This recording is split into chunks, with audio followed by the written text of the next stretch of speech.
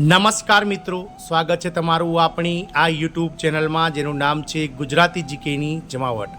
તો આજના વિડીયોમાં આપણે દેશભરના 24 લાખ કરતાં વધારે આંગણવાડી કાર્યકર બહેનો, તેડાગર બહેનો તેમજ મિની આંગણવાડી કાર્યકર બહેનો કે જેઓ બજેટમાં જે રીતે મિત્રો સરકાર સમક્ષ પોતાના માનદ વેતનમાં વધારા સહિતની જે 20 પડતર માંગણીઓ છે તેના ઉકેલને લઈ અને સરકાર સામે જે મીટ માંડીને બેઠા હતા। તો મિત્રો, કેન્દ્ર સરકાર દ્વારા 1 ફેબ્રુઆરી 2025ના રોજ બજેટમાં આ જે કર્મચારીઓ છે તેમના માટે કોઈપણ જાતની જાહેરાત કરવામાં નથી આવી। તદુપરાંત વિવિધ રાજ્ય સરકારોએ પણ વિધાનસભાના બજેટ રજૂ કર્યા છે। ક્યાંક ને ક્યાંક આ બજેટો પણ મિશ્ર પ્રતિભાવવાળા રહ્યા છે। ક્યાંક પગાર વધ્યો છે તો ક્યાંક મિત્રો ફરીથી નિરાશાઓ સાંપડી છે।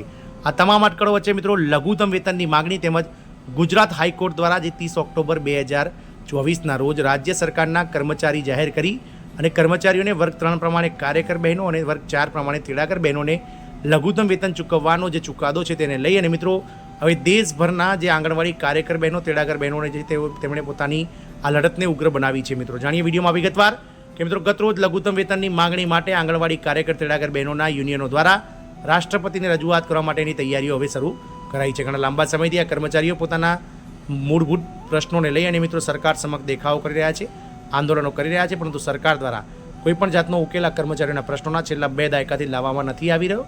તો જાણીએ વિડીયોમાં વિગતવાર કે શું છે સમગ્ર વિગત, કર્મચારીઓ કેટલું લઘુત્તમ વેતન ઈચ્છી રહ્યા છે અને ગુજરાત હાઈકોર્ટનો ચુકાદો શું છે તેને લઈને હાલના દેશભરના 24 લાખ આ કર્મચારીઓ જે છે તે મિત્રો મોરચે ચડ્યા છે। તો તેના વિશે વિડીયોમાં વિગતવાર ચર્ચા કરીએ।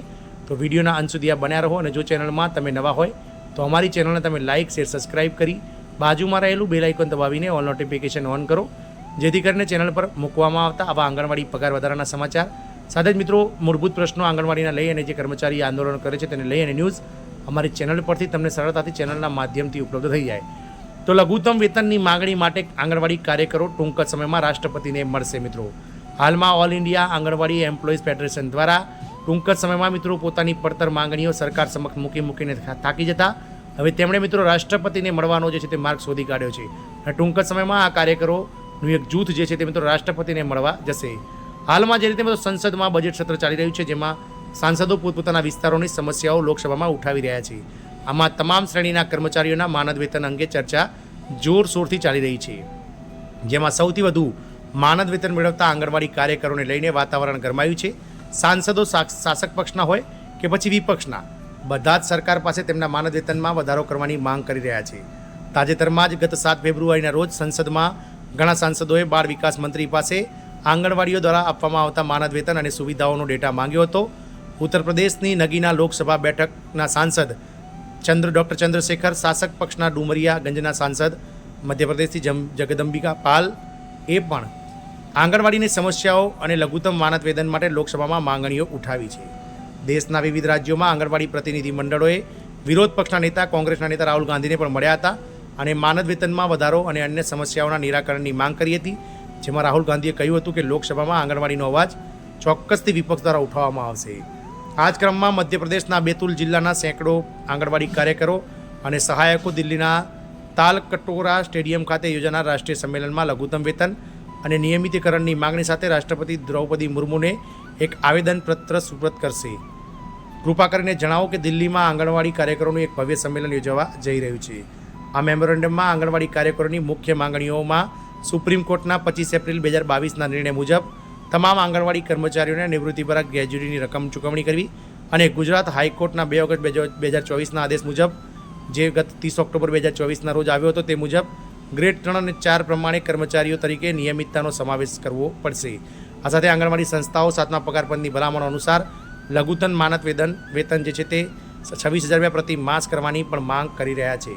દેશના તમામ રાજ્યોની આંગણવાડી સંસ્થાઓ પણ સક્ષમ આંગણવાડી અને પોષણ 2.0 યોજનાના 50 વર્ષ પૂર્ણ થવા પર તેને સંસ્થાકીય બનાવવાની માંગ કરી રહ્યા છે।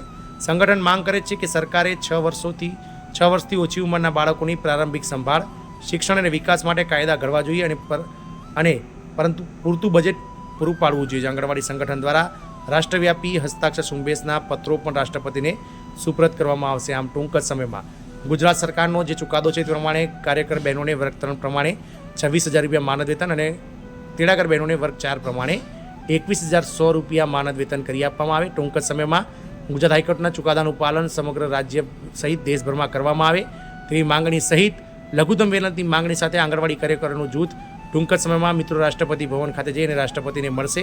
તદુપરાંત રાષ્ટ્રપતિને જે છે તે મિત્રો આ 24 લાખ આંગણવાડી કાર્યકર તેડાગર બહેનોની જે સિગ્નેચર કરેલી એટલે કે સહી કરેલા પત્રો પણ મિત્રો પહોંચાડવાની જે છે તે મિત્રો આ ફેડરેશન દ્વારા હાલમાં માંગ કરી રહી છે. મિત્રો જોવાનું એ રહેશે કે રાષ્ટ્રપતિ પાસે જે માંગણી લઈને જઈ રહ્યા છે કર્મચારીઓ, તેમાં ક્યાંક ને ક્યાંક આ કર્મચારીઓના પગાર વધારાની જે માંગ છે તે સરકાર તેના વિશે કંઈક પોઝિટિવ વિચાર કરે તેવી આશા છે. જય હિન્દ, અસ્તુ.